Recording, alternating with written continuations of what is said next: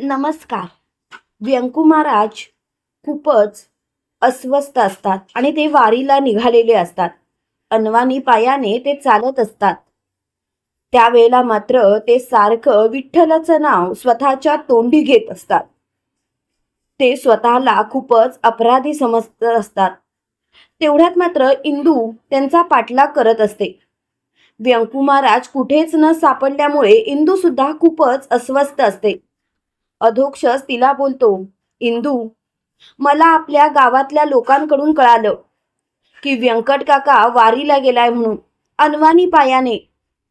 तेव्हा इंदू बोलते, खरं सांगू, व्यंकू महाराज जर का बरे असते आणि ते वारीला गेले असते तर मला खरंच आवडलं असतं.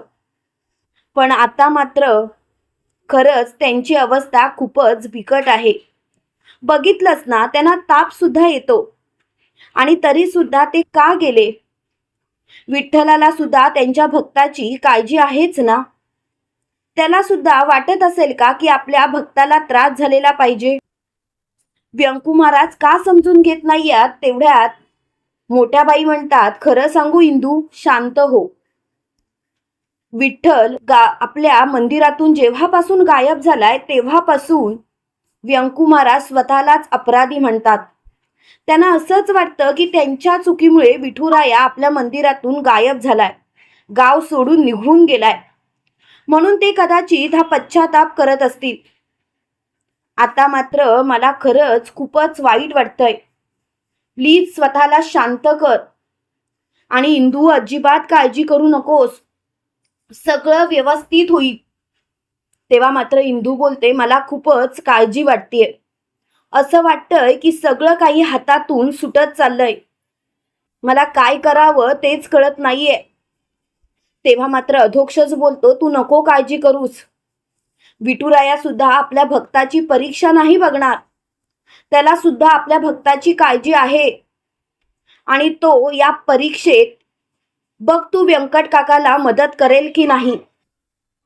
मला तर असं वाटतंय की व्यंकट काका स्वतः विठुरायाला घेऊन परत आपल्या गावी परतेल. तू काळजी करू नकोस. तेव्हा इंदू बोलते, खरं सांगू, काळजी तर मला वाटते, खूप वाटते. एवढी वाटते की मी सांगू शकत नाही. मला तर असं वाटतंय की व्यंकू महाराज आता परत येतील की नाही. तेव्हा शकुंतलाबाई म्हणतात, इंदू, अगं काय बोलतेस तू? इंदू, अगं जरा बोलताना विचार कर. इंदू, खरंच मला तुझ्या बोलण्याचा त्रास होतोय. तेव्हा लगेच इंदू बोलते, इथे बोलण्याचा त्रास होण्याची गरजच नाही काकी, कारण काही गोष्टी तुला कळत नाहीयेत म्हणून तू अशी बोलतेस. खरं सांगू काकी, मला खूपच वाईट वाटतंय. असं वाटतंय की सगळं काही हातातून निसटत चाललंय आणि मला तर आता खूप भीती वाटते. प्लीज तुम्ही सर्वांनी शांत व्हा. अधोक्षज, ते काही नाही, आपण सुद्धा वारीला निघूया. तेव्हा मात्र अधोक्षज बोलतो, इंदू, इथे काय प्रॉब्लेम आहे तुला माहिती आहे. आणि आपल्या घरातल्या लोकांना आपण असंच टाकून जायचं का? इंदू, तूच विचार कर, मला तरी हे बरोबर वाटत नाही आहे. तेव्हा मात्र इंदू खूपच चिडलेली असते. इकडे व्यंकू महाराज चालत असतात. चालता चालता तिथे एक म्हातारी आजी बसलेली असते. तिचे गुडघे खूपच दुखत असतात. व्यंकू महाराजांना ते बघून त्या आजीची खूपच दया येते. व्यंकू महाराज तिच्या जवळ जातात आणि म्हणतात, आजी, अहो काय झालं? तेव्हा लगेच आजी म्हणतात, काही नाही रे, विठुरायाला भेटायला जायचं आहे, पण काय करावं तेच कळत नाही. अरे, माझ्या या ढोपरांमुळे मला चालता सुद्धा येत नाही. खूप इच्छा आहे विठुरायाला भेटायला जायची. तेव्हा लगेच व्यंकू महाराज म्हणतात, इच्छा आहे ना, मग मार्ग सुद्धा निघतो. काही एक घाबरायची गरज नाही, मी स्वतः तुम्हाला घेऊन जाईल. तेव्हा लगेच मोठ्यानी त्या आजी बोलतात, कसं नेणार बाळा तू? बाळा, इथे आधी मला तुझीच तब्येत बरी दिसत नाही आहे. तेव्हा व्यंकू महाराज म्हणतात, काळजी करू नकोस, सगळं काही ठीकच होईल, मी आहे ना. आणि व्यंकू महाराज स्वतःच्या पाठीवरती त्या आजीला घेतात आणि तिला तिथून घेऊन जात असतात. तेव्हा मात्र आजी खूपच खुश असते. व्यंकू महाराजांची ही वृत्ती बघून आजीला खूपच आनंद झालेला असतो. त्यावेळेला आजी व्यंकू महाराजांना म्हणते, खरं सांगू, मला खूप आनंद झालाय आज. एवढा आनंद झालाय ना की मी सांगू शकत नाही. तू माझा भक्त आहेस, या गोष्टीचा मात्र मला अभिमान वाटतो. तेव्हा मात्र व्यंकू महाराज म्हणतात, आजी अहो काय बोलताय तुम्ही? मला खरंच कळत नाही तुम्ही काय बोलताय ते. तेव्हा लगेच आजी बोलतात, नाही कळणार. मी फक्त तुला एवढंच सांगेन की आता सगळ्या गोष्टी व्यवस्थित होतील. साक्षात त्या आजी विठुराया आहेत हे व्यंकू महाराजांच्या लक्षातच आलेलं नसतं. व्यंकू महाराजांना असं वाटत असतं की आपण एका आजीची मदत करतोय. त्यांच्या पाठीवरती साक्षात विठुराया आहे हे त्यांना मात्र समजतच नसतं. व्यंकू महाराज त्या आजींना घेऊन विठुरायाच्या मंदिराजवळ जातात आणि आजींना बोलतात, आलं बघितलं, तुम्हाला विठुरायाचं दर्शन घ्यायचं होतं ना, आपण तिथे पोचलो. तेव्हा त्या आजी बोलतात, हे सर्व तुमच्यामुळे झालं. बाळा खरंच तुला मानलं पाहिजे. अरे तू एवढ्या लांब मला तुझ्या पाठीवरती घेऊन आलास. तेव्हा लगेच व्यंकू महाराज म्हणतात, हे माझं कर्तव्यच होतं आजी. अहो विठुरायाचा भक्त आहे मी. विठुरायाचा भक्त असल्यामुळे या सगळ्या गोष्टी मी नक्कीच करणार. तुम्हाला काळजी करायची गरज नाही. आता विठुरायाचं शांतपणे दर्शन घ्या, मग मी तुम्हाला घेऊन तुमच्या घरी सोडेन. तेव्हा लगेच त्या आजी बोलतात, त्याची गरज नाही.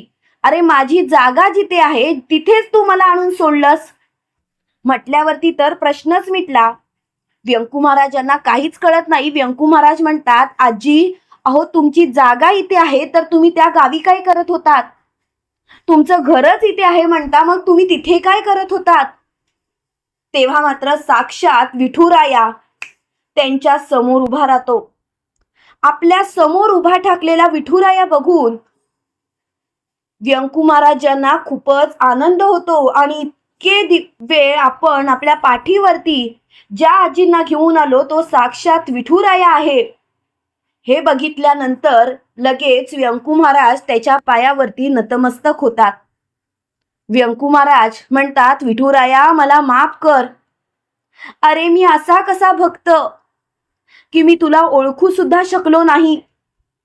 मला खरंच माफ कर, मला खरंच माफ कर. तेव्हा मात्र आजी म्हणतात, अरे काय बोलतोयस तू? माफी मागायची गरजच नाही.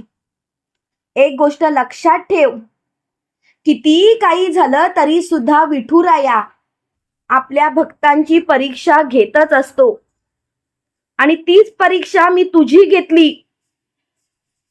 मला बघायचं होतं तू माझ्या या परीक्षेमध्ये अगदी पूर्णपणे माझ्या इच्छेप्रमाणे खडा उतरतोस काय. पण खरं सांगू का, तू माझं मन जिंकलंस. अरे भक्त असावे तर तुझ्यासारखे. मी फक्त रागावून ते गाव सोडून आलो तर तू तर मला पाठीवर ना घेऊन आलास. खरंच खरंच तुझ्यासारखा भक्त लाभलाय मला. मला दुसरं काय पाहिजे? तेव्हा मात्र व्यंकू महाराज म्हणतात, तू माझं काय कौतुक करतोस? माझं कौतुक करायची गरजच नाही. अरे तुझ्या चरणाशी कायम मी नतमस्तक राहायला तयार आहे. मला तुझ्या चरणाशी ठेवलंस तरी सुद्धा चालेल. तेव्हा लगेच विठुराया बोलतो, अरे तुझी जागा माझ्या चरणाशी नाही तर माझ्या हृदयात आहे. मी माझ्या भक्तांना जागा माझ्या हृदयातच देतो.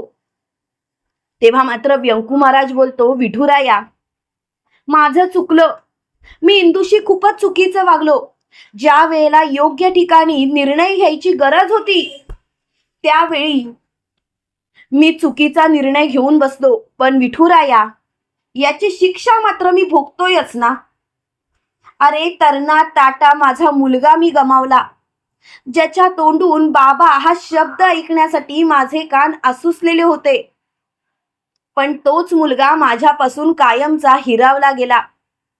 तरी सुद्धा मी कधीच तुझ्याकडे कोणतीच मागणी केली नाही. तुझ्यावरती मी श्रद्धा ठेवली, तुझी भक्ती केली. मी जर का चुकत होतो तर तू मला मार्ग दाखवायला पाहिजे होतास. पण विठुराया, तू मात्र माझ्यावरती रागावून निघून आलास. का विठुराया, का तुझ्या या भक्ताला तू असंच सोडून का आलास? तेव्हा लगेच मोठ्याने विठुराया बोलतो, खरं सांगू, मी जर का निघूनच आलो नसतो तर तू माझी एवढी सेवा केली असतीस? मला तुझ्यातला हा भक्त दिसला असता? स्वतःच्याच मनाला विचार, खरोखर मी या सर्व गोष्टी अगदी व्यवस्थित केल्या असत्या का? तेव्हा मात्र मोठ्यानी व्यंकू महाराज म्हणतात, सगळं पटतंय, पण विठुराया एवढी मोठी शिक्षा का दिलीस मला? विठुराया, जर का तू एवढी मोठी शिक्षा दिली नसतीस तर मला खूप आनंद झाला असता. माझा मुलगा मला परत मिळाला असता.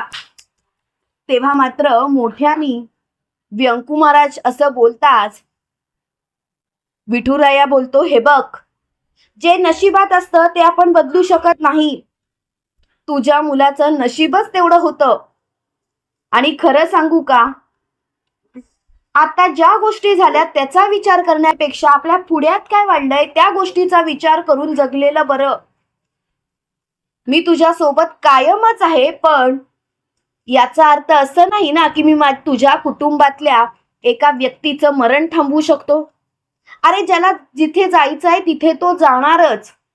तेव्हा मात्र व्यंकू महाराज म्हणतात, तशी माझी अपेक्षा सुद्धा नाही. फक्त मला गोपाळ पाहिजे होता. तेव्हा मात्र विठुराया बोलतो, हे बघ, आता या सर्व गोष्टी सोड. मी तुझ्यासोबत आनंदाने तुझ्या गावी परतायला तयार आहे. तेव्हा मात्र व्यंकू महाराज म्हणतात, काय, खरंच खरंच तुम्ही माझ्यासोबत यायला तयार आहात? विठुराया, खरं खरं सांग. तेव्हा विठुराया म्हणतो, माझ्यावरती विश्वास नाही आहे, मी खरंच तुझ्यासोबत यायला तयार आहे. चल, आपण निघूया. तेव्हा मात्र व्यंकू महाराजांना खूपच आनंद होतो. व्यंकू महाराज विठुरायाची मूर्ती हातात घेतात आणि तसे चालत चालत पुन्हा गावी परतत असतात. जेव्हा गावी परतत असतात तेव्हा मात्र अचानक ठेच लागून त्यांच्या समोर एक मुलगा पडतो. पण त्याची स्मृती मात्र गेलेली असते, पण तो दिसायला मात्र गोपाळ सारखा असतो. व्यंकू महाराज जेव्हा त्या मुलाला पाहतात तेव्हा मात्र त्यांना खूपच रडू कोसळतं आणि ते मोठ्याने बोलतात, गोपाळ, गोपाळ, अरे कुठे होतास तू? तेव्हा तो मुलगा बोलतो, कोण गोपाळ? मी गोपाळ नाही. तेव्हा मात्र लगेच व्यंकू महाराज म्हणतात, अरे तू गोपाळ नाही म्हणतोस तर असं का वागतोस? अरे तू गोपाळ नाही असं होऊच शकत नाही. खरं सांगू का, तू माझा गोपाळच आहेस. तेव्हा मात्र गोपाळ व्यंकू महाराजांना जोरात लटकत म्हणतो, मी सांगितलं ना मी गोपाळ नाही म्हणून. तरी सुद्धा तुम्ही सारखं गोपाळ गोपाळ काय करता? मला खरंच या गोष्टीचा खूप त्रास होतोय. तेव्हा मात्र ते खूपच चिडलेले असतात. शेवटी व्यंकू महाराज म्हणतात, हे बघ, आता तू माझ्या सोबत चल, आपण घरी जाऊया. तेव्हा मात्र तो बोलतो, ठीक आहे, मी तुमच्या सोबत यायला तयार आहे. आणि तो त्यांच्या सोबत परत एकदा गावी यायला निघतो. व्यंकू महाराज म्हणतात, हा गोपाळच आहे. आज विठुरायाने माझ्यावरती खूपच मोठे उपकार केले की माझ्या गोपाळला माझ्या आयुष्यात पुन्हा आणलं. खरं सांगायचं तर मला या गोष्टीचा खूपच आनंद आहे. माझा गोपाळ माझ्यासाठी खूप महत्वाचा आहे आणि व्यंकू महाराजांनी माझ्या गोपाळला परत आणून खूपच विठ्ठलाने उपकार केलेत माझ्यावरती. इकडे इंदू अधोक्षच व्यंकू महाराजांची वाट बघत असतात. तेव्हा व्यंकू महाराज हातात विठ्ठलाची मूर्ती घेऊन गावात येताना इंदूला दिसतात आणि त्यांच्या पाठीकडून एक मुलगा येत असताना दिसतो. तेव्हा मात्र इंदू त्याला बघण्याचा प्रयत्न करते आणि इंदूचं लक्ष अचानक गोपाळवरती जातं. गोपाळला बघून सगळं दिग्रजकर कुटुंब हादरलेलं असतं.